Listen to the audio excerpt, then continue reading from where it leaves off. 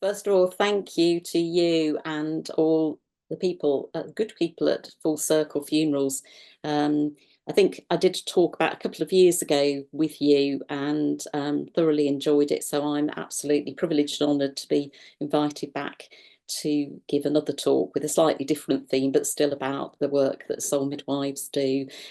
Personally, I think these webinars are a fantastic resource, and I've learned so much from the ones that I've attended as well. So whether you're regular attendees or whether it's your first time, I would encourage you to come back and explore some of the range of options that Full Circle Funerals offer us, and the opportunity to come together with like-minded people and to talk about death, dying and bereavement, which is not everybody's cup of tea outside our particular circles, I think, often. And also thank you to all of you for coming along this morning and giving up your time to learn more about Soul Midwives and the work that we do. So I have got a presentation to share with you in a moment or two, but just to start with, I'd just like to introduce myself. I'm Jude Merrill. As I say, I'm up in Pitlochry in Scotland. I first and foremost am a soul midwife, and I have been ever since 2013, when I did my training after a period of caring for family members right up to and including their end of life at home. So my focus for the work that I do is very much community-based, supporting people who are at home, who are dying at home, or for those people who are caring for people who are dying at home. So there are a couple of strands to my work. I am a soul midwife, so I have my own practice and I support friends directly still. On behalf of the Soul Midwives School, which is the head of our community, our Soul Midwives, I also fulfil the role of being the mentor coordinator for Soul Midwives Scotland. So we have lots of different regional mentors who support various parts of the UK and further afield internationally. And we are the point of contact for people who want to know more about soul midwifery, whether that's to have somebody supported by a soul midwife or perhaps to look at training to be a soul midwife. The other strands to my work are that I am a TLC, a tender loving care trainer, and just briefly, what that entails is bringing information about the dying process and bringing information about gentle techniques that we use as soul midwives to support those people who are dying. It's designed to provide that support information for people who are caring for somebody at end of life, or for anyone who is at end of life. And those courses run regularly throughout the year. Several soul midwives offer them, so I'll tell you a little bit more about that later on. I'm also a daisy, we call them. In Scotland, we have a charity called Pushing Up the Daisies, and there's a daisy chain who are a set of volunteers, myself included, who add to the strand of our work by giving information to people who want to look after their loved ones beyond the point of death up to the funeral. So these are people who perhaps have already been caring for somebody up to end of life and want to continue that care, very often in the home, either bringing the person home or keeping the person at home so that they can say proper goodbyes. And from experience, a lot of us know that this actually helps people with their grieving process if they're able to care for somebody for as long as they possibly can, say their goodbyes properly. So just before I start with the presentation, I would just like to pose a question to you all, so that we can kind of focus our attention in the room and also come back to it maybe towards the end in the question and answer session. So it's a very simple question. I'd just like to say, what brought you here today? And what would you like to take away from today's session? And hopefully I can answer some of the questions that you might have as we go along, but there might be additional questions towards the end. Okay, so I'm just going to attempt to share my screen so I can get started. I'm hoping David will give me a thumbs up to let me know whether or not I've been successful in that. Just give me 1 second. So we're doing good. Fantastic. Thank you. Okay, so if anybody was at the previous talk, this photograph will be very familiar, but I make no apology for putting it up again because it is where we start from. This is Felicity Warner, who is our founder and also the principal of the Soul Midwives School. So astonishingly, I think for Felicity as well as for the rest of us, she's now been doing this for over 30 years. And when she first started, it was very much a personal journey for her. Some of you will know her story about how she came to support dying young women throughout their dying journey, and then to explore death and dying more broadly as a result of that experience. She's got a lot of experience of sitting with people at the end of life, and as she developed her work, more people wanted to know about it, and that led to her running courses to teach other people about what became known as soul midwifery. So she's got several awards, one of which was End of Life Care Champion and End of Life Doula in 2017. She's a writer, she's a speaker, she's an author of several books.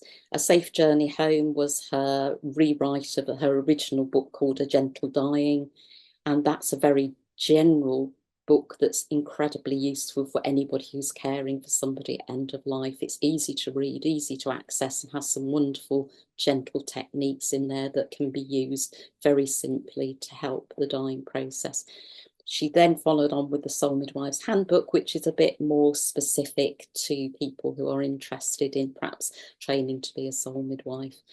And Sacred Oils, her most recent book, is all about exploring one of her own passions personally, which is the use of sacred oils at the end of people's lives. She's explored a lot of the oils that were used traditionally throughout the world and throughout cultures to support people who are dying and also people who have died. So if you're more interested in learning about what Soul Midwives do, the courses that we run, and we do run CPD courses that are open to the public, then please do visit the Soul Midwives website. We are going to be putting, well, I'm hoping that Dave will be putting the links that I mentioned today into the chat box towards the end of the session. So don't worry if you don't have time to scribble them down as we go along.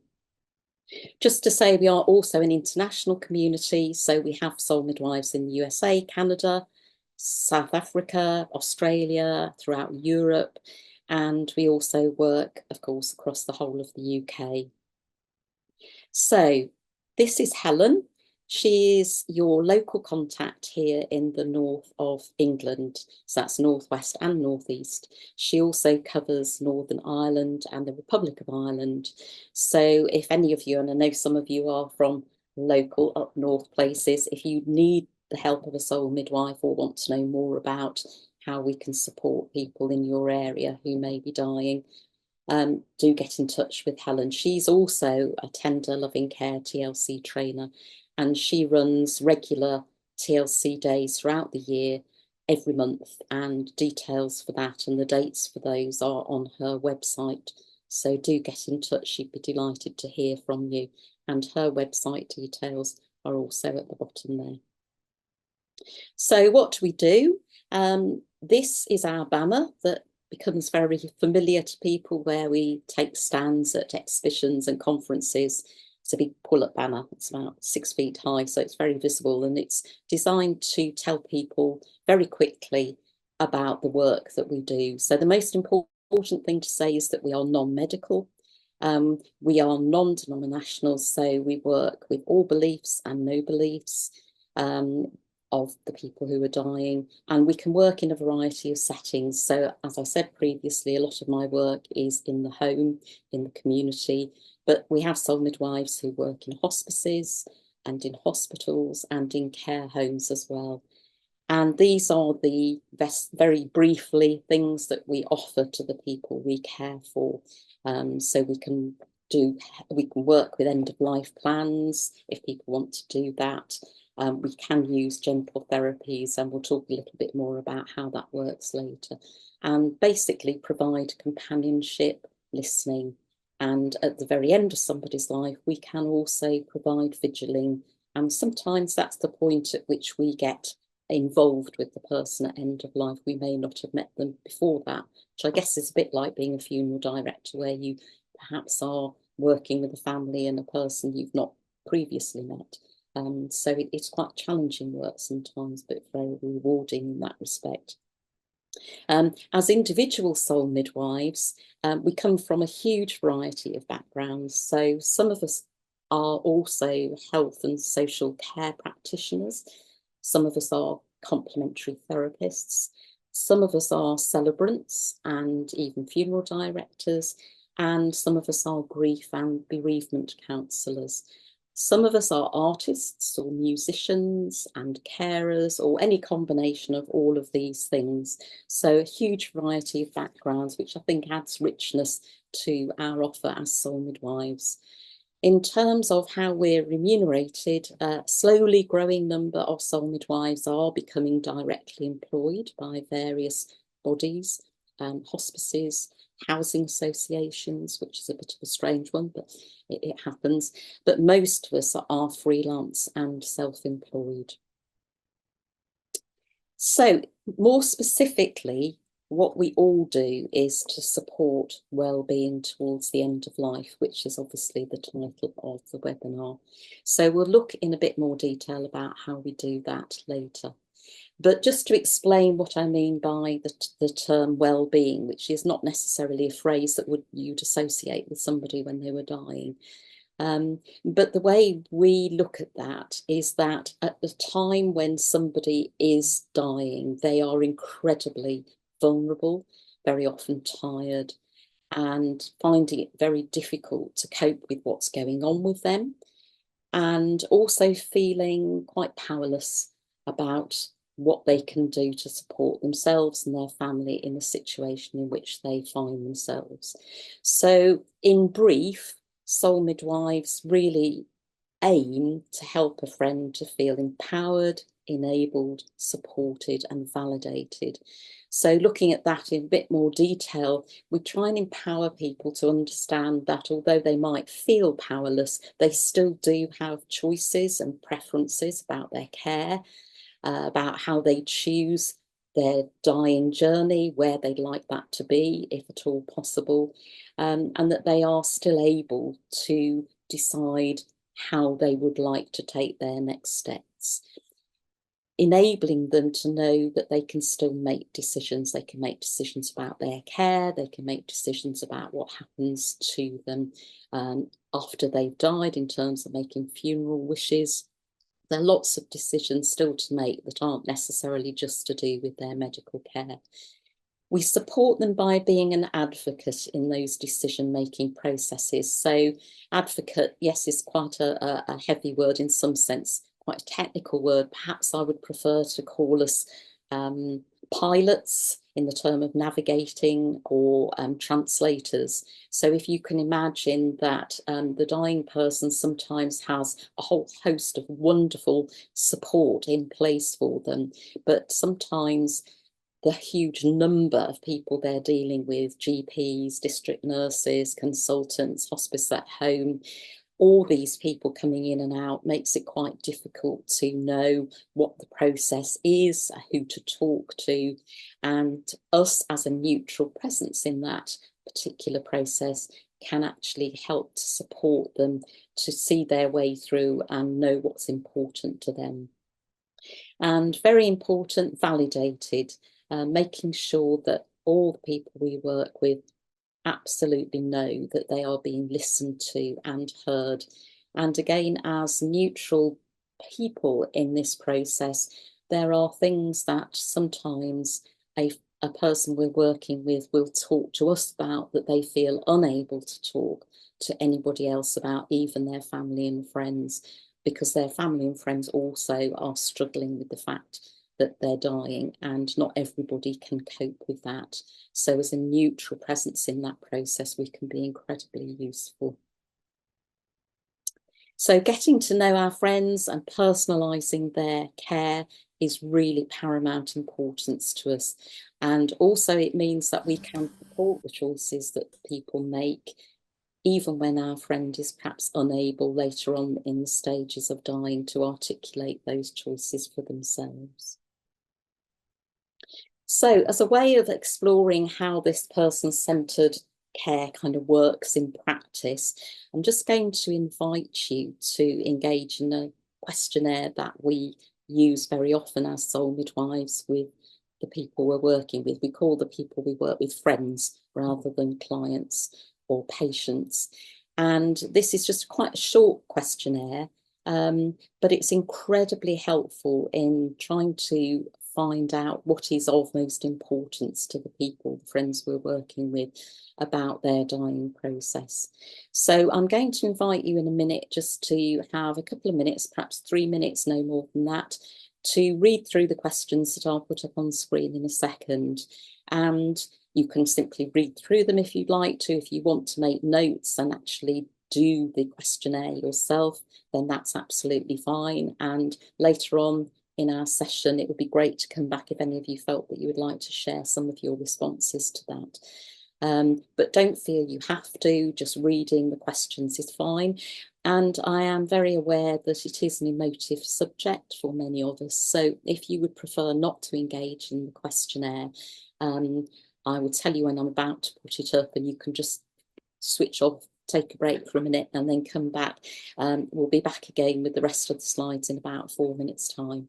So for those of you who would prefer not to engage in the questionnaire, now is the time to take your break.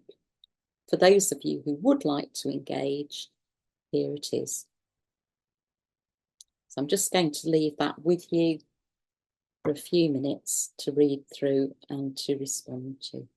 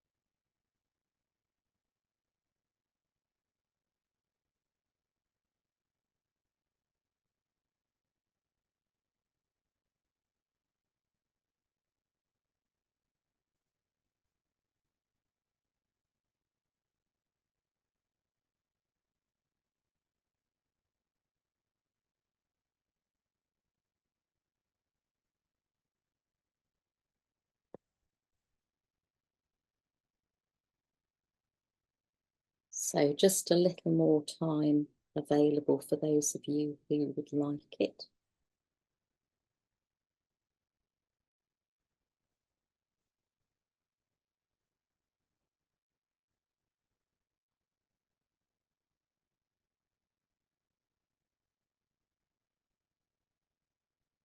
And an additional question for those of you who might have completed the questionnaire, and for everybody else as well, is I'm just going to invite you to think about whether there were any questions involved in that questionnaire that were particularly meaningful to you in any way, and if so, in what way?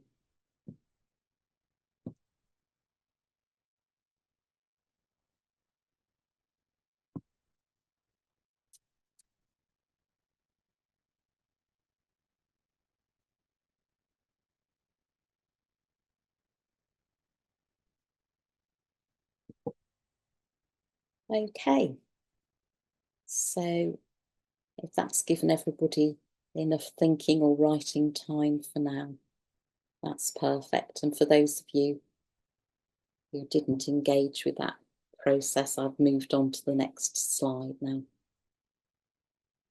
Okay, so discussing some of the questions that we raise in the My Final Wishes questionnaire really helps us to personalise care for people and to make sure that they are really given the particular and person-centred care that they need. Looking at well-being towards the end of the life, the reason I chose that is because for me the word towards is twofold. It means we're getting towards the end of our life, but it's also a directional word, which I think reflects the directional nature of the dying process. So Soul Midwives, in common with lots of cultures throughout history and throughout our world, and also interestingly, like the medical profession, in their clinical frameworks, we all see dying as a process rather than just a one-off cut-off point. So Soul Midwives use a non-medical shorthand to describe the dying process and the various stages that a dying person goes through whilst they are dying. We base that shorthand on the elements, so that I'll explain a bit more about that in a moment. But the way this works is that it enables us to, if you like, diagnose where somebody might be on their dying journey, and then we can tailor the specific techniques that we use to that stage in order to help people move through it in a more smooth way, if at all possible. So if we have a look at the dying process and how that works. So the first stage we recognise is when somebody is a little less physically active. So if you imagine this as being a timeline for somebody who perhaps doesn't necessarily have a terminal diagnosis but is frail and elderly, that's probably the best model to have in mind there. So at this point, we call this the earth stage, or moving out of the earth stage. Somebody's becoming more tired. Very often they will say, I can't be bothered to do some of the things that they used to enjoy doing. And the clinical description of this stage of a dying person's process is a period of reduced activity. So it's at this point where people are beginning to look back on their life and what it might have meant, and sometimes are quite depressed because they feel that their life hasn't meant very much.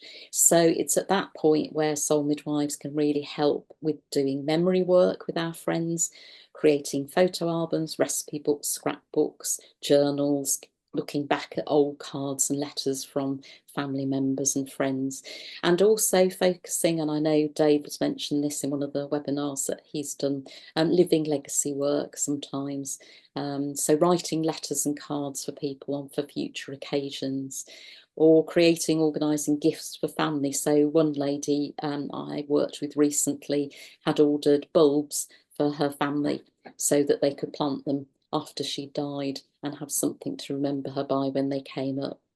So at this point in a person's dying process, relationships may become particularly important. So they may be existing relationships and focusing on cherished family and friends and wanting to see more of them while the opportunity is still there. Or it might lead to unfinished business and trying to repair broken relationships wherever possible. And there have been cases where Soul Midwives have been involved in supporting our friend in the meeting of people they perhaps didn't ever tell their family about. So children that they'd had previously that their other children didn't know about. And this can be quite complex work to do, and it helps to have, again, a neutral presence, a soul midwife there to support that process. Not to say that it's always an easy process, because it isn't. We are complex beings, but at least we can be there to be an advocate in those sorts of situations. So the next stage, Soul Midwives called the water stage, and that goes with a person becoming more emotional. So at this point, even if somebody has historically not been a very touchy-feely sort of person or very able to express their emotions, at this point in the dying process, there are more tears, there are more things coming to the surface that need to be thought about and talked about. And the clinical description for this is revealing an emotional state. So at this sort of point, we find that gentle, soothing touch can be really helpful. only if it's acceptable to our friend. And when I say that, some people's illness at this point might mean that they're super sensitive and that wouldn't be appropriate, or some people just don't like being touched. So it's as well for us to check in with people to make sure that we're doing something that's acceptable to them, and hand holding, if that's not something they want to do, we won't engage in. We can possibly work with some carefully chosen oils at this point as well. That helps with the emotions. There's a sort of direct connection with the emotions, with our sense of smell. Unless we are qualified aromatherapists, Soul Midwives don't apply oils to the skin. So it's in a non-contact way through a diffuser or spritzing a room with a room spray. So that's something else that we can talk to a friend about what they prefer. It can be that that sense of smell can evoke happy memories. So some of the oils we use can be reminiscent of childhood and perhaps being in a forest, or a smell that is associated with a mother or some other loved grandmother perhaps, or family member. It can also be quite distressing for some people. Some smells are not acceptable because of the associations they bring up. So it's really important to check. However, deep listening, which is what we call it, is listening with the whole of yourself and really doing the listening part, not jumping in to try and fix or rescue what people are bringing to you as their issues, but listening and validating them by listening to them. So the next stage is the fire stage. That is appropriate because it's at this point that people can become restless, possibly agitated. The clinical definition is intensifying emotional symptoms.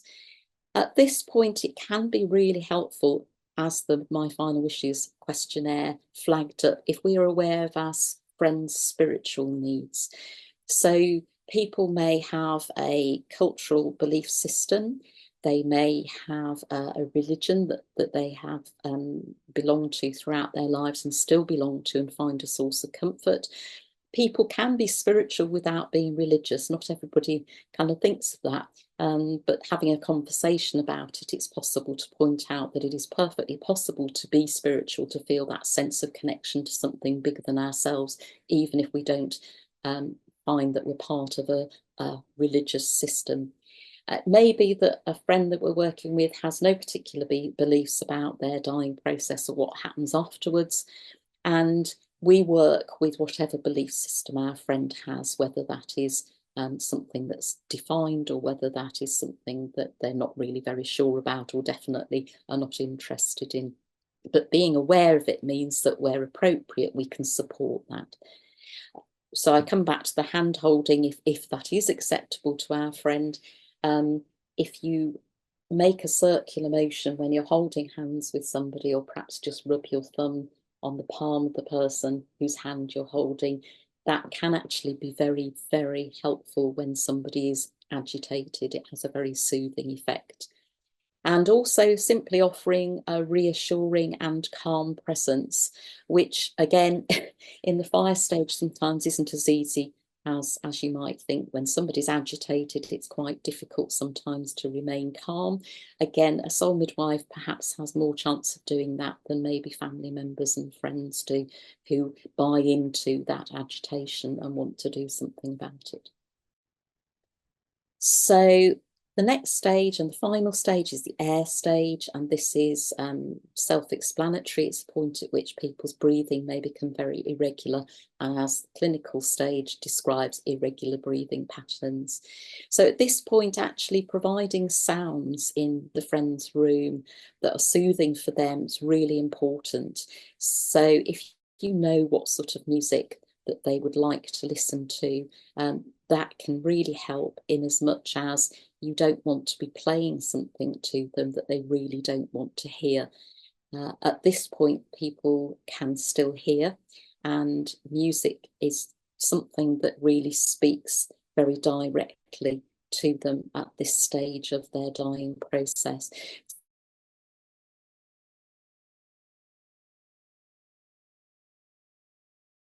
So it could be used for their final moments. Sounds of nature, sometimes the human voice, or even knowing that silence is okay and that somebody's sitting there in silence is very soothing. But it helps to know what's going to be of most comfort to that person at that point. And we do use co-breathing techniques to help steady the breath. So mirroring that person's breathing or breathing at the rate they are and then gradually slowing down can sometimes help at this stage.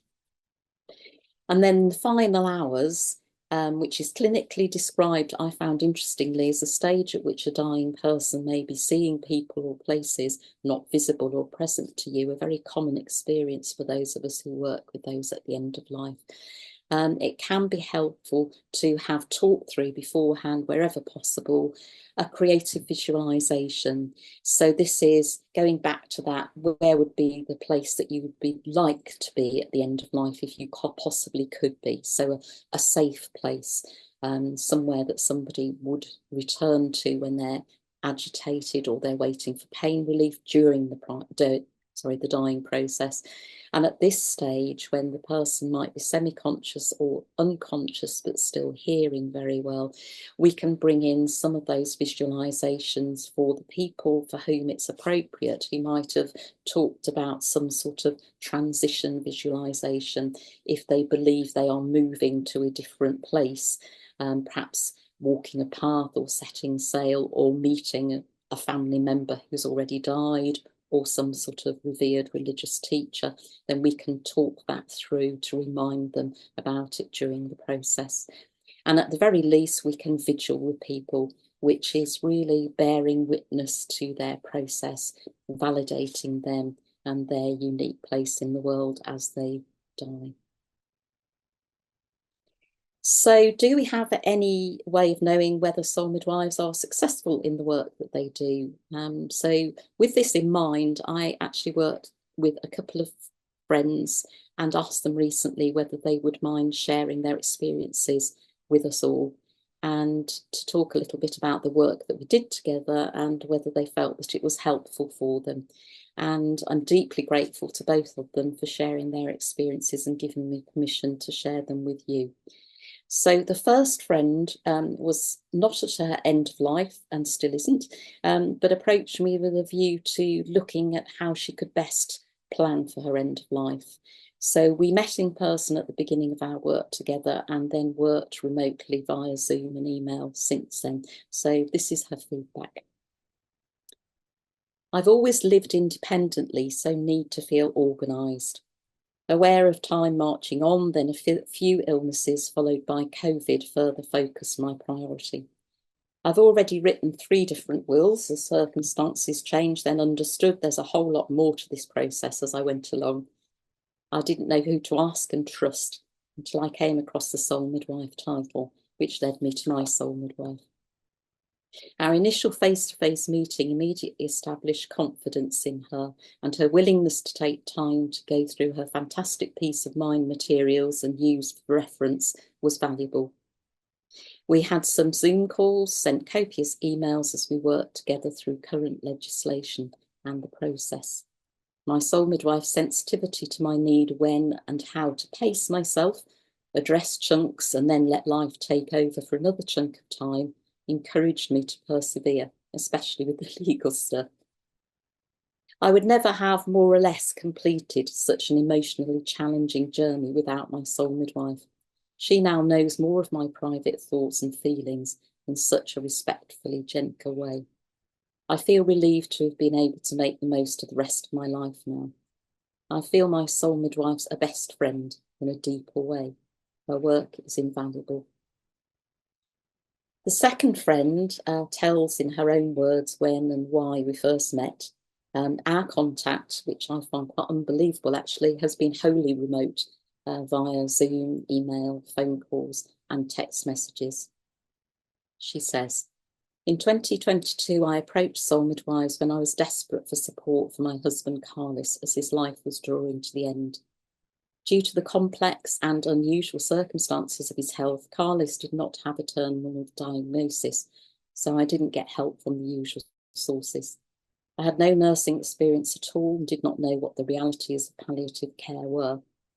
The first Zoom meeting reassured and informed me. the copy of A Safe Journey Home book became an invaluable resource. Even though I trained in human biology, our society keeps death hidden, not discussed, so I found myself lacking in practical knowledge.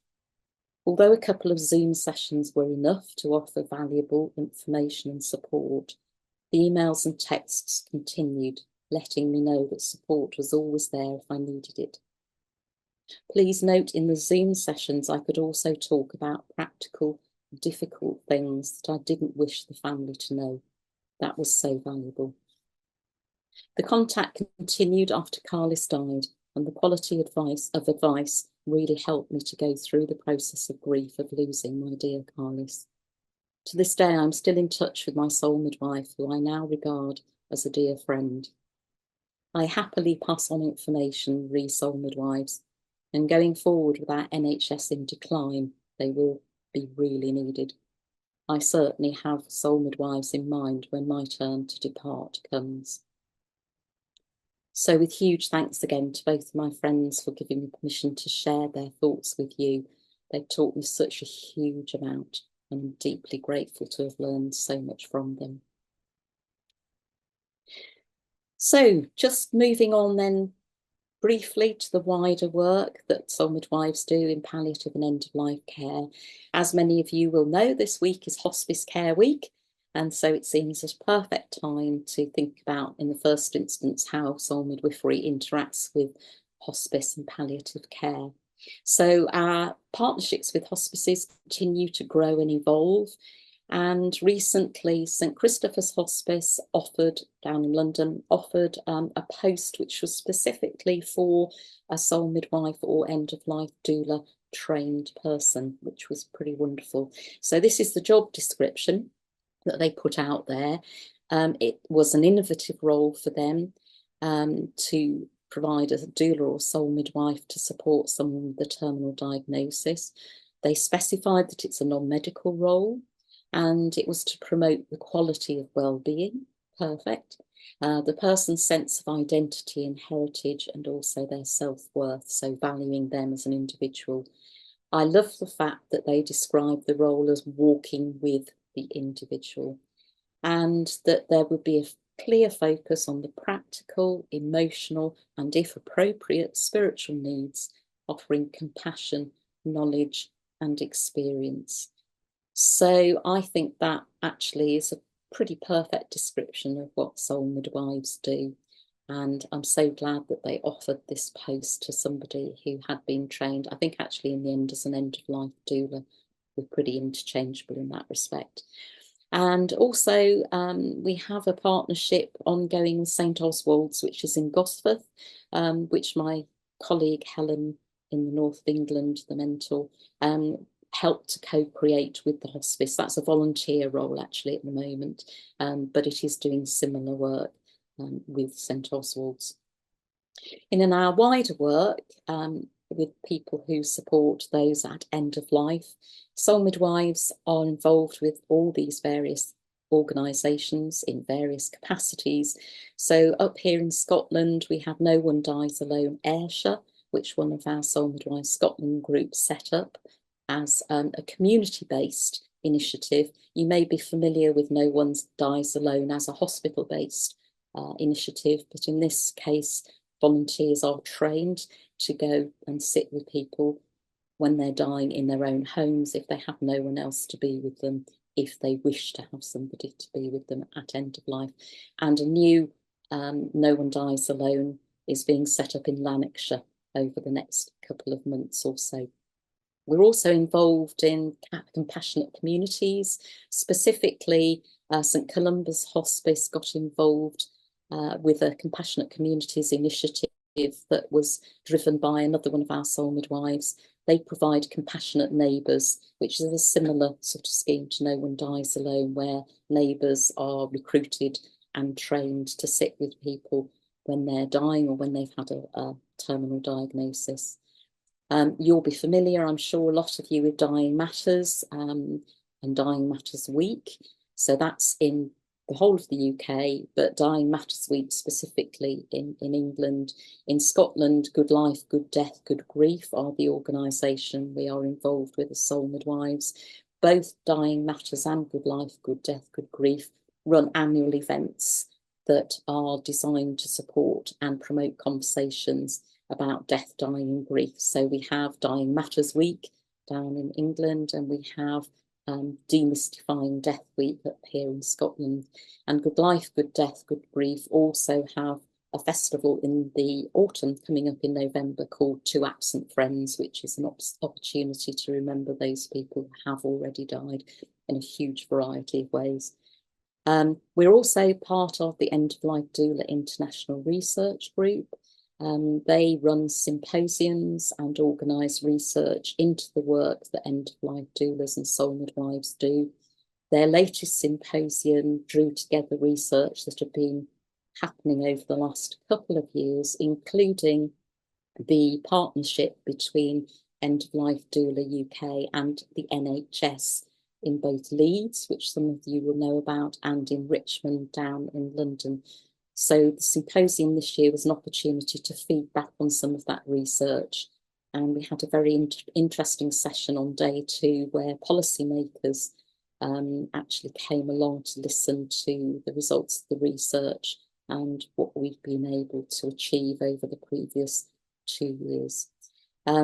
We are also, as Soul Midwives Scotland, involved with a Scottish Partnership for Palliative Care, and through that, members of our Soul Midwives group sit on the cross-party group on palliative care in the Scottish Parliament, which is an opportunity for us to have input into policy making also.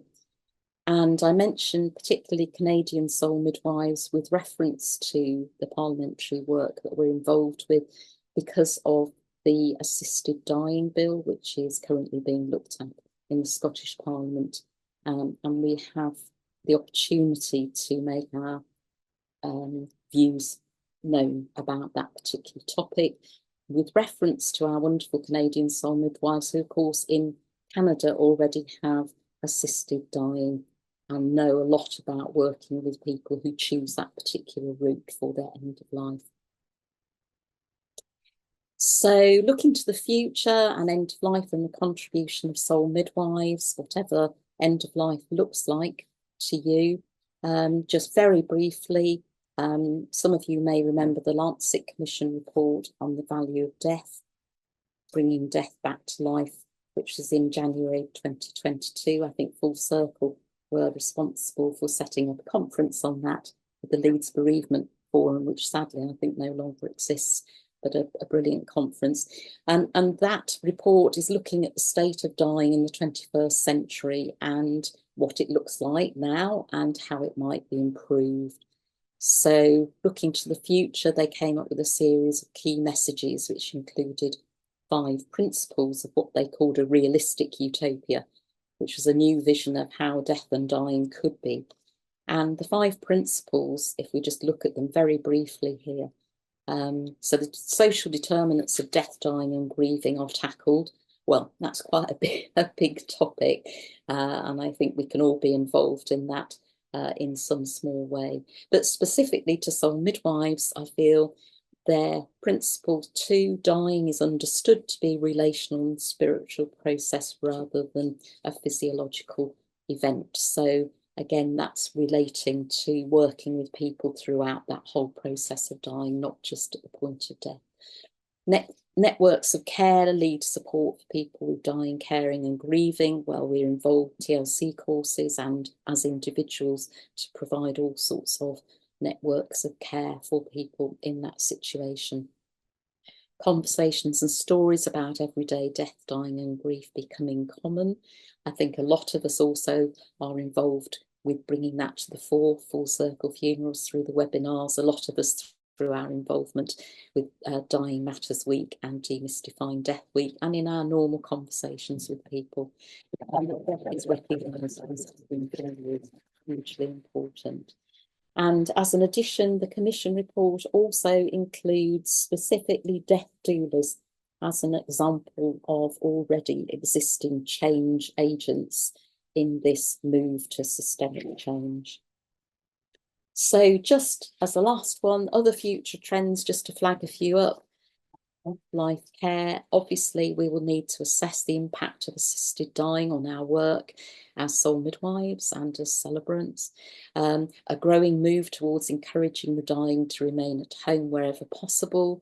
And the recent Nuffield Trust blog, which I'm pointing you at, makes this clear, that this is a growing trend, and one which I think will be supported more and more by the NHS going forward, which is a good thing.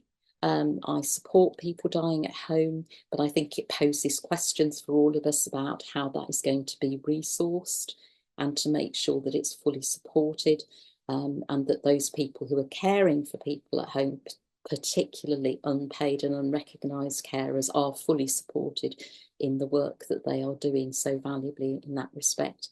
And I just put the question out there, where will our hospices be? I'm not sure that any of us really know where our hospices will be in the future. So that's just a question. And I think that's where we make our contribution going forward as soul midwives as well, that we contribute our experiences and our stories. And we're part of asking these sorts of questions. And while we do that, we are keeping our friends at the very centre of everything we do. They are the most important part of this process, and we have to make sure we get it right for them. So I think our contribution to end-of-life care, wherever it takes us, will be supporting wellbeing towards the end of life. And I want to express again my deep gratitude to the friends we've worked with and will work with, and to say how very much we all learn from working with them. So thank you so much for listening to me, and also to Full Circle and Dave for inviting me to speak. If you want to be in touch with me, my details are there. I'd be absolutely delighted to continue a conversation with anybody who'd like to have one.